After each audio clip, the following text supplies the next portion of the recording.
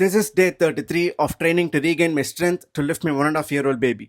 காலையில் ஜிம்முக்கு போய் வார்ம் அப் பண்ணிட்டு அந்த பக்கம் திரும்பி பார்த்தா எல்லாம் வெறித்தனமாக பேக் ஃபிளிப் ப்ராக்டிஸ் பண்ணிட்டு இருந்தாங்க. பேக் ஃபிளிப் கற்றுக்கணுன்ற ஆசையில் தான் நான் பார்க்கவே பண்ண ஆரம்பித்தேன். ஆனால் இன்னைக்கு என் கை அதுக்கு உதவ மாட்டேங்குது. சரி வந்த வேலையை பார்ப்போம்னு கிளாஸ் எடுத்து முடிச்சுட்டு 1000 ஸ்கிப்பிங்கை போட்டு வீட்டுக்கு கிளம்பிட்டேன். வர தனியாக ட்ரெயின் பண்ண கொஞ்சம் கடுப்பாக இருக்கிறனால பக்கத்து பையனை என் ட்ரைனிங் பண்ண சேர்த்துக்கிட்டு அப்படின்னு ரீஹேப் ஒர்க் அவுட்ஸ்லாம் ஆரம்பிச்சிட்டேன். அது முடிச்சுட்டு இந்த பென்டாம் சின்ன ஹோல் ட்ரை பண்ணி பார்க்கலான்னு பண்ணேன். சுத்தமாக பெயின் இல்லை, நான் செம ஹாப்பி. அதை முடிச்சுட்டு இன்க்ளைன் புஷ்அப் பண்ணேன். கொஞ்சம் டிஸ்கம்ஃபர்ட் இருந்துச்சு, ஆனால் பெயின் இல்லை. என்னோட ட்ரைனிங் முடிஞ்சோடனே விக்ரம் இந்த கிளைம்பிங் போர்டு ஏறணும்னு ஆசைப்பட்டான். ஆக்சுவலி இந்த கிளைம்பிங் போர்டோட ஃபர்ஸ்ட் ஸ்டெப்பை விக்ரமால் ஏற முடியல. அதனால பையன் ஸ்மார்ட் என்ன பண்ணியிருக்கான் பாருங்க, ஒரு அட்டடா போய் எடுத்துட்டு வந்து போட்டு அது மேலே ஏறி அதுக்கப்புறம் கிளைம்பிங் போர்டில் ஏறிட்டான். நிறைய பேர் ரொம்ப அக்கறையோட நீங்க எல்லாம் விக்ரம் கிளைம் பண்ண ஆரம்பிச்சுனா ரொம்ப டேஞ்சர்ஸ் ஆயிடுமே அப்படிலாம் மெசேஜ் அனுப்புறீங்க. கவலையப்படாதீங்க, நான் எல்லாமே இந்த கிளைம்பிங் போர்ட் பக்கம் கூட வர மாட்டான். இப்பெல்லாம் அவனுக்கு ஹெல்ப் கூட பண்றது இல்ல, பக்கத்துல சும்மா தான் நிற்கிறான். ஆனாலும் கிளைம் பண்ணாலும் என்ன தரத்தில் நிறுத்திட்டு வந்து தான் கிளைம் பண்றான். கிளைம்பிங்கை முடிச்சுட்டு அவனை தூங்க வச்சுட்டு ஜாலியாக சாயந்தரம் அவன் கூட வந்து விளையாட ஆரம்பிச்சிட்டேன். நான் அவனை இந்த கன் வச்சு சுடுறேன்னு சொல்லிட்டு எதை ஹெல்மெட்டாக போட்டு வரான் பாருங்க. எனிவேஸ் இன்னைக்கு என்னால் பேக் ஃபிளிப் பண்ண முடியலன்னு ஒரு ஃபீலிங்ல இருந்தாலும் ஷோல்டர் பெயின் கம்மியாகி நான் நல்லா ப்ரோக்ரஸ் ஆகிறதுன்னு நினைச்சு சந்தோஷத்தில் இருக்கேன். நீங்களும் ஸ்மார்ட்டாக ட்ரெயின் பண்ணுங்க. Stay real, stay strong.